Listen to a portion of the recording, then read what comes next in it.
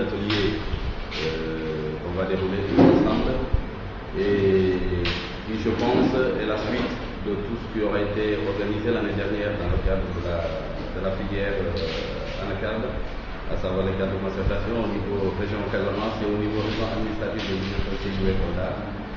Là, c'est la suite. Quand on regarde les gens qui sont ici, on peut dire que tout le monde est là. L'année dernière, quand on a organisé un an avant pour aller à la 6e conférence en Gambie, il y avait une soixantaine de personnes, parce qu'on n'avait pas un cadre. Mais je crois que les gens qui sont ici sont représentatifs de ceux qui ne sont pas là.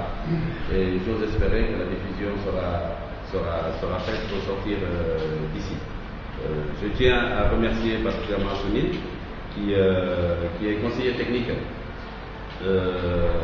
auprès du directeur exécutif de ACAR, qu'on a pu rencontrer en Gambie il y a 2 ans, que l'ami a pu rencontrer l'année dernière avec ceux qui sont partis, même s'ils ne sont pas là. C'est quelqu'un de très dynamique et de très actif.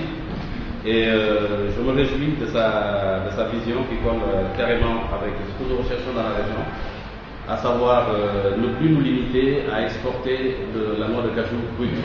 Donc, comme il vous l'a annoncé tout à l'heure, il est dans l'optique d'aider les pays africains qui s'activent dans la noix de cajou à développer davantage la transformation.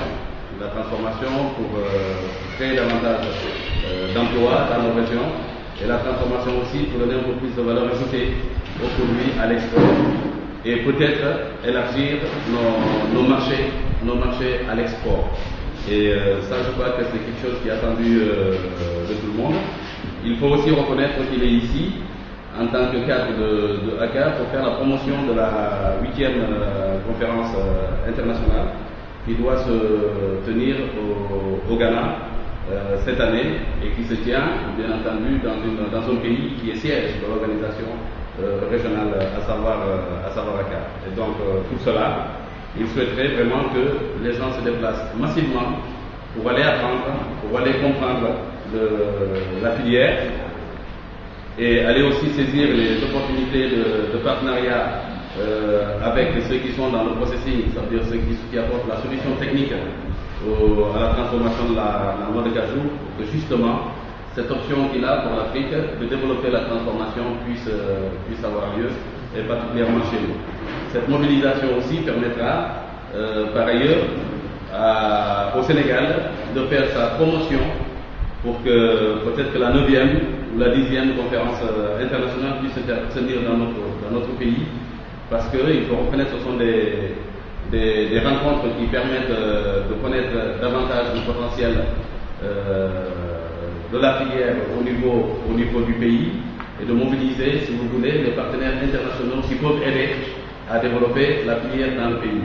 Donc, la conférence est une ouverture énorme et c'est une opportunité énorme. Si vous voyez déjà ce que ça traîne comme monde, avec une expertise avérée dans la filière, on ne peut qu'en tirer profit.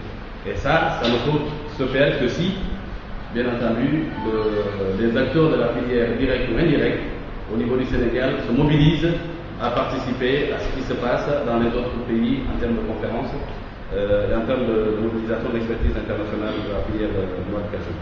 Donc, je reviendrai pour vous dire merci au nom du président d'être ici, naturellement parce que c'est déjà des sièges provisoires des cadres qui ont été mis en place, et deuxièmement parce que nos missions d'encadrement nous obligent et nous invitent à être de plus en plus proches des organisations professionnelles que vous êtes.